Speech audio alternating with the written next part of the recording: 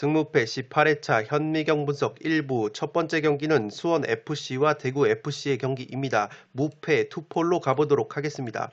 승무패 18회차 같은 경우에는 서두에서 말씀을 드렸듯이 많은 금액이 이월이 됐기 때문에 구독자 여러분들이 최종픽을 신중하게 갈무리 하실 것으로 생각이 됩니다. 따라서 풋볼살롱은 평소보다 빠르게 현미경 분석 업로드 시간을 맞추기 위해서 좀 더 신속하게 분석을 진행을 했고, 이 동영상 시간 자체도 분량을 짧게 구성을 해서 구독자 여러분들에게 최대한 빠르게 최종픽을 전해드리려고 합니다. 평소보다는 데이터적인 측면은 많이 스킵을 하고 부상자 위주로 짚어드리려고 하고, 분석 내용은 살롱 코멘트를 통해서 종합적으로 전해드리도록 하겠습니다. 수원FC와 대구FC는 무패 투폴로 가려고 하는데, 수원FC의 경우에는 핵심 미드필더라고 볼 수 있는 이영재 선수가 또다시 부상으로 이탈을 할 것으로 보입니다. 대구FC의 경우에는 에이스 세징야 선수의 부상 복귀 가능성이 상당히 높아졌기 때문에 최근에 홍정훈이 합류한 이후에 정태욱, 김재우가 구성을 하는 3백 수비가 탄탄한 대구가 수원FC를 상대로 패배를 할 것 같진 않습니다.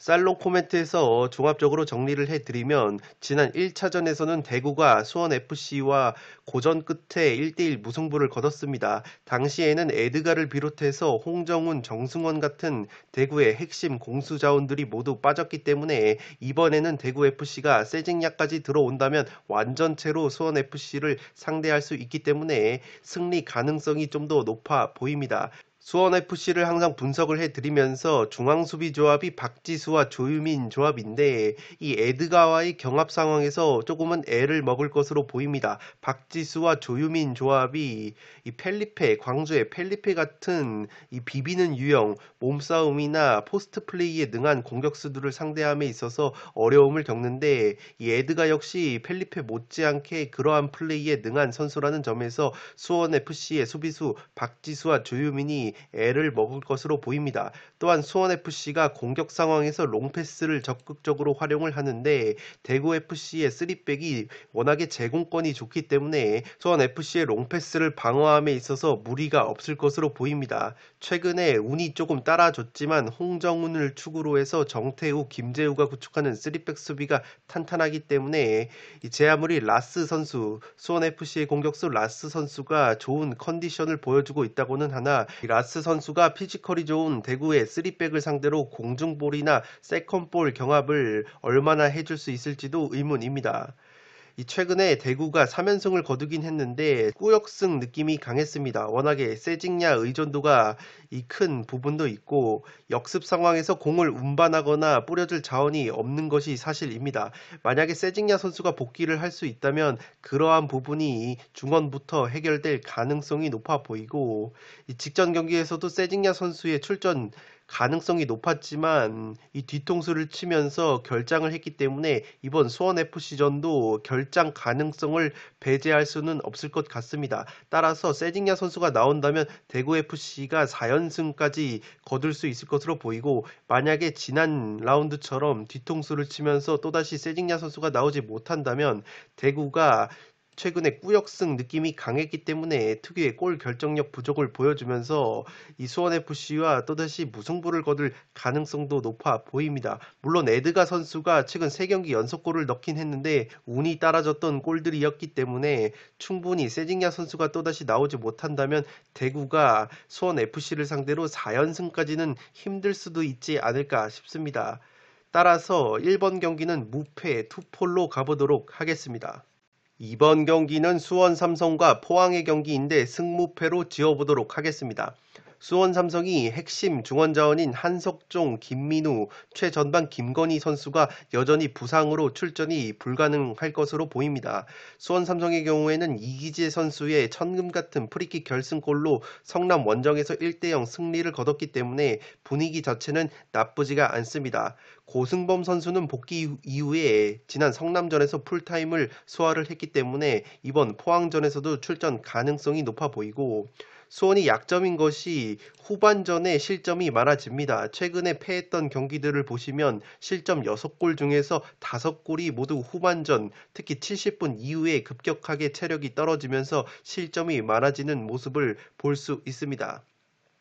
포항의 경우에도 직전 제주와의 홈경기에서 0대0 무승부를 거두면서 4경기 3승 1무 무패의 상승세를 이어갔습니다. 최근에 불안했던 수비진이 안정감을 찾은 것이 고무적이고, 이 우려스러운 부분은 타시아, 크베시치, 팔라시오스, 용병 선수들이 마탱이가 간 모습을 보여주고 있기 때문에 용병 선수들만 살아난다면 포항은 공수에서 밸런스를 갖춘 지난 시즌만큼이나 강력한 모습을 보여줄 수 있지 않을까 싶습니다. 살롱 코멘트에서 정리를 해드리면 지난 1차전 포항이 수원에 완패를 당했을 때는 김기동 감독이 이 팀을 꾸리는 기조가 많이 달라졌습니다.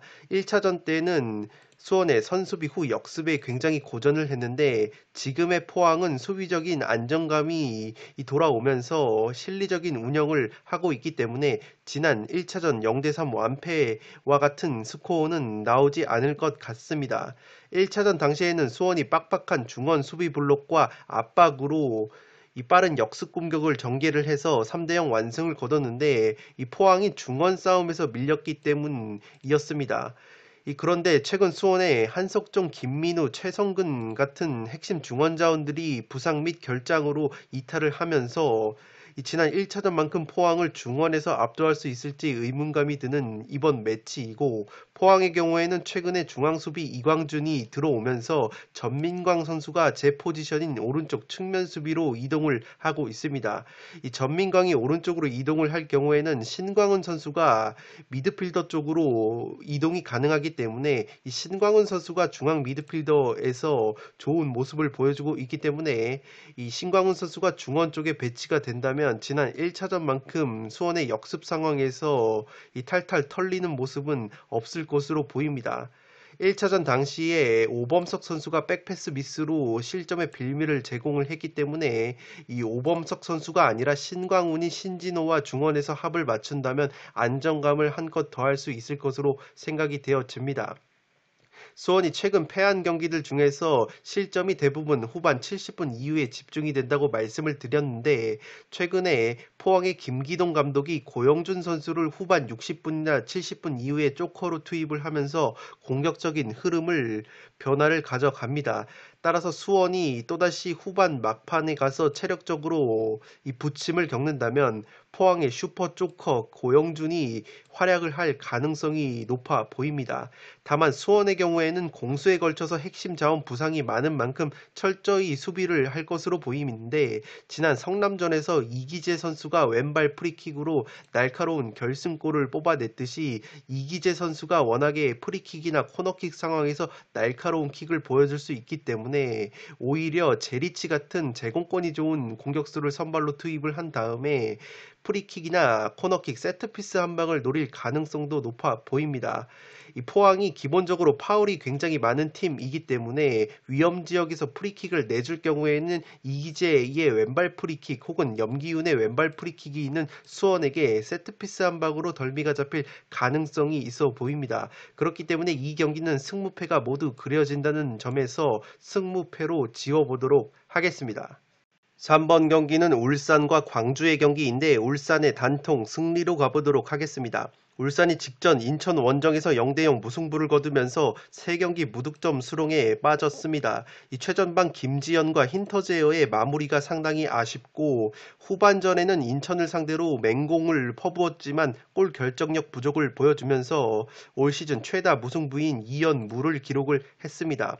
지난 시즌의 경우에 광주에게 무승부로 덜미가 잡혔던 경험이 많았던 울산이기 때문에 이번 홈경기에서 반드시 승리가 필요한 입장이고, 광주의 경우에는 대구와의 홈경기에서 경기는 잘했는데 골이 터지지 않으면서 0대1로 패배를 당했습니다. 펠리페 선수가 직전 대구전에서 발목 부상을 조금 당했는데 출전 여부가 관건이고 출전 가능성이 조금은 높아 보입니다.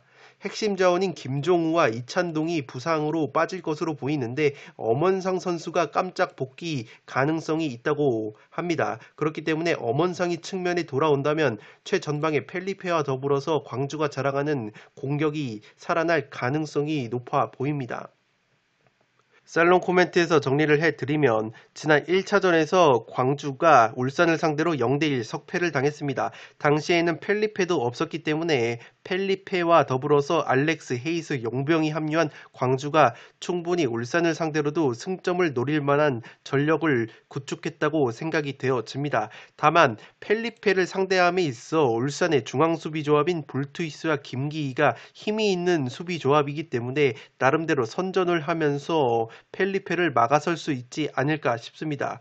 엄원상 선수가 출전이 가능할 수도 있다고 하는데 엄원상 선수가 지난 1차전에서는 원톱으로 나왔는데 이 발빠른 엄원상을 수비함에 있어서 발이 느린 볼투이스와 김기희가 상당히 고전을 했습니다. 그러한 부분에서 차라리 힘으로 싸우는 펠리페를 상대하는 것이 볼투이스와 김기희가 상대함에 있어서 좀 더 수월한 면이 있을 것 같고, 울산의 경우에는 광주와의 1차전에서 바코 선수가 출전을 하지 않았습니다. 최근에 바코 선수가 공격 포인트가 조금 주춤하고는 있어도 움직임 자체가 굉장히 좋기 때문에 이선의 김인성과 이동준 같은 선수들과 시너지를 내면서 충분히 광주의 측면을 공략할 수 있지 않을까 싶습니다.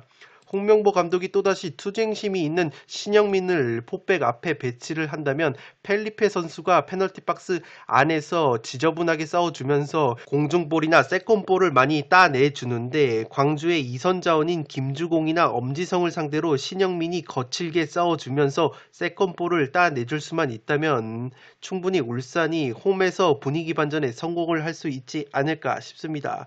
따라서 3번 경기는 울산의 단통 승리로 가보도록 하겠습니다.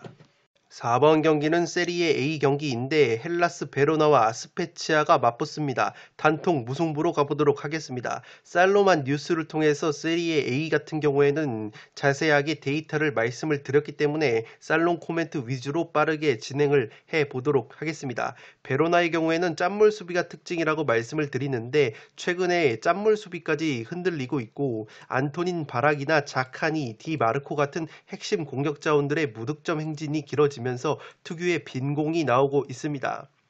이 미드필더 벨로스 선수가 부상으로 출전이 불투명하고, 스페치아의 경우에는 치열한 강등권 경쟁을 펼치는 입장인데 스페치아 역시 분위기가 상당히 좋지 않은데 주포 공격수 은졸라 선수가 최근 9경기 무득점 침체에 빠져 있습니다. 더욱이 원정만 가면은 실점이 36골로 뒤에서 3등이나 될 정도로 수비력이 좋지 못하기 때문에 이번 베로나전에서 승리까지는 힘들지 않을까 싶습니다. 살롱 코멘트에서 정리를 해드리면 양팀 모두 최근 분위기가 굉장히 나쁩니다. 베로나의 경우에는 사실상 1부 리그 잔류가 확정이 됐기 때문에 동기부여가 떨어진 듯한 모습을 보여주고 있고, 최근 특유의 짠물 수비도 흔들리고 있는 모습입니다. 주요 공격 자원들의 컨디션까지 나빠서 특유의 빈공이 나오고 있기 때문에 제 아무리 스페치아가 강등권 경쟁을 펼치는 팀이라고는 해도 쉽게 골문을 열 수 있을 것 같진 않습니다.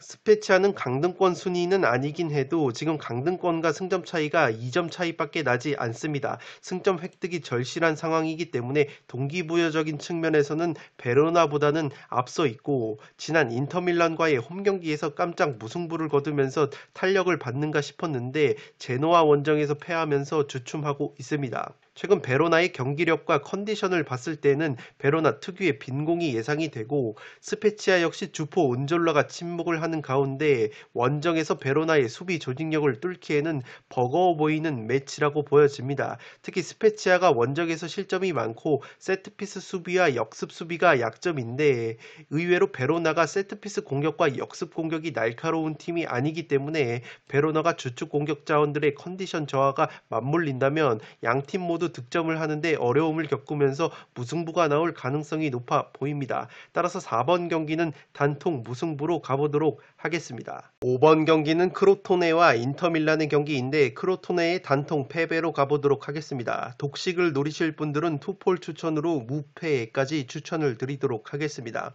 살로만 뉴스에서 말씀을 드렸듯이 크로토네가 지금 꼴찌에 처져 있는데 그래도 홈에서는 4승을 거둔 적이 있고, 주포 공격수 시미 선수가 최근에 절정의 골 감각을 보여주고 있다는 점에서 꼴등 대 1등 팀의 맞대결이라고는 하나, 크로토네가 만약에 인터밀란전에서 승점을 따내지 못할 경우에는 강등이 확정이 되기 때문에 충분히 마지막 발악을 할 가능성도 있어 보입니다. 인터밀란 같은 경우에는 직전 베로나와의 홈경기에서 1대0 신승을 거두면서 우승에 한 걸음 다가섰습니다. 남은 5경기에서 승점 5점 이상만 따내면 11년 만에 세리에 A 자력 우승이 확정이 되는데 이 크로토네전 이후에 남은 4경기가 만만치 않은 상대들입니다. 삼프도리아, 로마, 유벤투스, 우디네세 같은 만만치 않은 팀들을 상대하기 때문에 이 꼴등팀 크로토네를 상대로 승점 3점을 따내면서 우승 경쟁을 마무리하려는 의욕이 충만할 것 같습니다. 인터밀란의 경우에는 아르투로 비달과 콜라로프가 부상 중인데 이 밖에 주전급 자원들이 모두 출전이 가능하다는 점에서 승리가 조금 더 유력하지 않나 싶습니다. 살롱 코멘트에서 정리를 해드리면 벼랑 끝에 몰린 크로토네입니다. 사실상 강등이 유력한데 그래도 인터밀란을 상대로 승점을 추가할 경우에는 신락 같은 희망을 이어갈 수 있기 때문에 직전 경기에서 파르마를 꺾으면서 희망을 살린 크로토네가 주포 공격수 시미가 절정의 골 감각을 보여주고 있다는 점에서 시미를 앞세워서 이변을 노릴 가능성이 높아 보입니다. 반면에 인터밀란 같은 경우에는 2위인 아탈란타와 승점이 11점 차이나 나기 때문에 사실상 우승이 유력한 상황이긴 해도 크로토네전 이후에 펼쳐지는 4경기가 모두 만만치 않은 팀들과의 대결이라는 점에서 이번 크로토네전에서 승점 3점을 노릴 것으로 보입니다. 최근 원정 경기에서 인터밀란이 2연속 무승부를 거둔 바 있고 최근에 이긴 경기에서도 꾸역승 느낌이 강하기 때문에 크로토네를 상대로도 최대치로 무승부까지 덜미가 잡힐 가능성이 있지 않나 싶습니다. 이 주포 공격수 루카쿠와 라우타로 선수의 컨디션이 최근 썩 좋지 못하기 때문에 인터밀란이 또다시 원정에서 무승부로 덜미가 잡힌다면 남은 4경기에서 부담감이 상당히 커질 것으로 보입니다. 지난 1차전에서 인터밀란이 6대2 대승을 거뒀을 당시 루카쿠와 라우타로가 맹활약을 했었기 때문에 이 두 선수가 최근에 컨디션이 좋지 못하다고는 해도 귀신같이 살아날 가능성도 있어 보입니다. 인터밀란이 최근에 공격력은 주춤을 해도 데브리를 필두로 한 3백 수비가 탄탄하다고 살로만 뉴스에서 말씀을 드렸기 때문에 크로토네가 제 아무리 시미라는 공격수가 절정의 골 감각을 보여주고 있다고는 해도 리그 최고 수준의 인터밀란의 수비진을 뚫어내기에는 버겁지 않을까 싶습니다. 기본적으로 인테르 사이드가 상당히 유리한 경기이지만 최대치로 폴더스의 여유가 있다면 과감하게 무승부까지 받쳐볼 만한 경기라고 생각이 되어집니다. 인터밀란이 최근에 스페치아에게도 무승부로 덜미가 잡혔던 것을 고려를 하면 인터밀란의 공격력이 주춤한다면 충분히 최대치로 무승부가 나올 가능성이 높아 보이고 저처럼 폴더스의 여유가 없다면 크로토네의 단통 패배로 가실 것을 추천드리겠습니다. 6번 경기는 AC밀란과 베네벤토의 경기인데 AC밀란의 단통 승리로 가보도록 하겠습니다. 독식픽으로는 무승부를 추천드리도록 하겠습니다. AC밀란이 주포 공격수 질라탄 이브라이모비치 선수가 부상에서 복귀할 가능성이 높다고 합니다. 현지 언론의 보도에 따르면 팀 훈련을 소화를 했고 그렇기 때문에 최근에 연패의 수렁에 빠진 AC밀란이 질라탄을 앞세워서 분위기 반전에 성공할 가능성이 높아 보입니다. AC밀란이 한 가지 우려스러운 것은 홈 성적이 상당히 좋지 못한데 홈 성적이 7승 5무 5패로 원정에서의 13승 1무 2패보다 상당히 떨어지는 부분이 있고 세트피스 실점이 많다는 점에서 세트피스 득점이 굉장히 많은 베네벤토를 상대로 세트피스 한 방으로 덜미가 잡힐 가능성도 있어 보입니다. 다만 지난 1차전 원정 경기에서 한 명이 부족한 상황 속에서도 베네벤토를 상대로 2대0 깔끔한 승리를 거뒀던 AC밀란이기 때문에 부상에서 돌아올 가능성이 높은 질라탄을 앞세워서 승리를 가져갈 가능성이 높지 않나 싶습니다. 베네벤토의 경우에는 최근에 5경기에서 2무 3패로 승리가 없고 치열한 강등권 경쟁을 펼치고 있습니다. 18등인데 이 위로 칼리아리나 토리노 같은 팀들과 승점 차이가 나지 않기 때문에 AC밀란을 상대로도 최소한 승점 1점을 따내야 잔류 가능성을 높게 됩니다.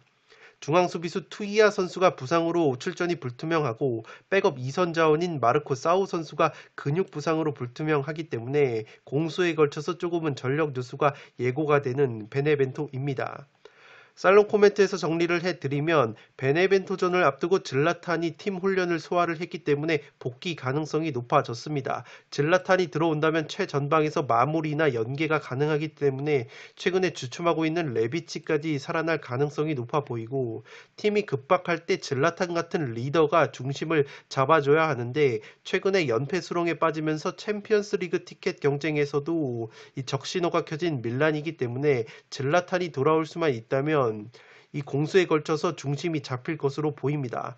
베네벤토의 경우에도 강등권인 18위로 추락을 했는데 승점차가 위의 팀들과 얼마 나지 않기 때문에 1부 리그 잔류를 위해서는 승점 1점을 최소한 따내야 하는 경기 운영을 펼칠 것으로 보입니다.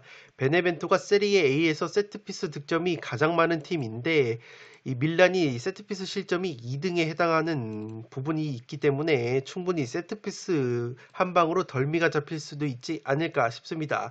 베네벤토가 홈과 원정을 비교해 봤을 때 원정에서 더 성적이 좋은 팀이기 때문에 충분히 홈에서 성적이 좋지 못한 AC 밀란을 상대로 세트피스 한 방을 앞세운다면 무승부까지는 잡아볼 만하지 않을까 싶습니다. 다만 폴더스의 여유가 없다면 베네벤토가 공수에 걸쳐서 투아이나 마르코 사우 같은 선수들이 출전이 불투명하기 때문에 전력 누수가 예상이 되고, 밀란의 경우에는 질라탄이 복귀 가능성이 높기 때문에 충분히 분위기 반전에 성공을 할 수 있지 않을까 싶습니다. 따라서 6번 경기는 밀란의 단통 승리로 가보도록 하겠고, 독식픽으로는 무승부까지 추천을 드리도록 하겠습니다. 현미경 분석 1부 마지막 경기는 전북과 제주의 경기인데 전북의 단통 승리로 가보도록 하겠습니다. 독식픽으로 단통 무승부를 추천드리도록 하겠습니다. 전북이 강원 원정에서 1대1 무승부를 거두면서 2연속 무승부에 빠졌습니다. 이 최다 득점과 최소 실점을 기록하고는 있는데 경기를 보신 분들은 아시겠지만 짜임새 있는 경기력은 아닙니다. 워낙에 걸출한 클래스 있는 선수들이 많다 보니까 개인 능력에 의존을 하는 모습이 있고, 강원 같은 탄탄한 조직력을 갖춘 팀들을 상대로 고전을 하는 모습이 있기 때문에 충분히 제주를 상대로도 고전을 하지 않을까 싶습니다. 그럼에도 불구하고 전북 사이드를 보고 싶은 이유는 전북이 지난 1차전에서 제주와 1대1로 비겼는데 당시에는 공수에서 핵심 자원들이 모두 빠졌습니다. 김상식 감독이 제주 원정에서 과감하게 로테이션을 돌렸고, 그렇기 때문에 주축 자원들이 대거 빠진 상황에서 1대1 무승부를 거둔 것이기 때문에 이 충분히 전북이 홈에서만큼은 제주를 상대로 분위기 반전에 성공을 할 수 있지 않을까 싶습니다. 다만 우려스러운 부분은 최근에 절정의 골 감각을 보여줬던 한교원 선수가 직전 경기에서 근육 통증으로 인해서 엔트리가 제외가 됐는데 이번 경기에서 출전 여부가 조금은 불투명하다는 점이고, 일류첸코 선수가 최근 4경기째 득점포 침묵에 빠져 있는 것도 전북으로서는 우려스러운 부분입니다. 제주의 경우에도 포항 원정에서 0대0 무승부를 거뒀는데 김호규, 권한진, 정훈이 구축하는 3백 수비가 워낙에 탄탄하고, 문제는 주포 주민규 선수가 햄스트링 부상 여파가 있습니다. 출전 여부가 관건으로 보이는데 어쨌든 회복을 하면서 호전세를 지켜보는 중이라고 하기 때문에 출전 가능성도 조금은 있어 보입니다. 전북과 함께 8실점으로 최고 짠물 수비를 보여주는 제주이기 때문에 또다시 전북이 조직력이 흐트러진 공격력을 보여준다면 최근에 일류첸코가 침묵하는 상황 속에서 제주의 짠물 수비에 막혀서 득점을 하는데 어려움을 겪을 수도 있지 않을까 싶습니다. 살롱 코멘트에서 정리를 해드리면 지난 1차전 제주 원정에서는 대등한 경기 끝에 1대1로 비긴 전북이지만 당시에는 전북의 주축 자원들이 대거 빠졌습니다. 로테이션을 과감하게 김상식 감독이 썼었기 때문에 이번에는 바로우나 홍정우 같은 공수에서 핵심적인 역할을 할 수 있는 선수들이 대거 투입이 예상이 되기 때문에 홈에서만큼은 제주를 상대로 화력을 보여줄 수 있지 않을까 싶습니다. 더욱이 쿠니모토와 한교원, 백승호 같은 중원 자원들이 모두 합류를 한 전북이기 때문에 당시보다도 전력이 막강해진 부분이 있고, 제주의 경우에는 탄탄한 조직력과 수비력으로 지금 1패밖에 없는 다부진 모습을 보여주고는 있는데 최전방에 주민규 선수가 지난 경기 햄스트링 부상 여파가 있기 때문에 주민규 선수가 나오지 못한다거나 이 제 컨디션이 아닐 경우에는 또다시 특유의 골 결정력 부족을 보여주면서 전북을 상대로 득점을 하는데 어려움을 겪을 것으로 보입니다. 양팀 모두 K리그 최소 실점 짠물 수비를 자랑하는 팀이기 때문에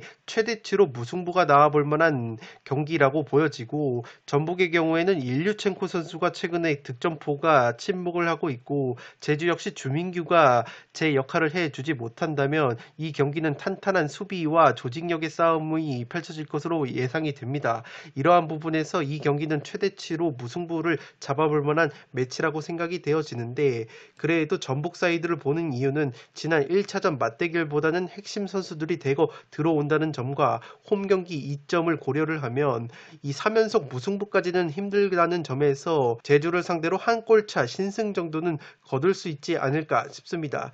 제주의 핵심 미드필더 이창민이 체력적인 누수가 우려가 되기 때문에 중원에서 선수층이 두터운 전북이 중원 싸움에서도 결코 밀릴 것 같지는 않습니다. 따라서 7번 경기는 전북의 단통 승리로 가보도록 하겠고, 독식픽으로는 단통 무승부를 추천드리도록 하겠습니다.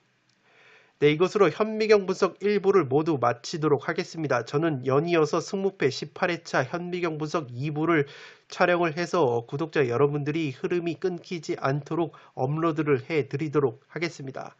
끝으로 영상이 도움이 되신 분들은 구독과 좋아요 버튼을 눌러주시면 풋볼살롱 채널에 크나큰 힘이 됩니다. 지금까지 풋볼살롱이었습니다. 감사합니다.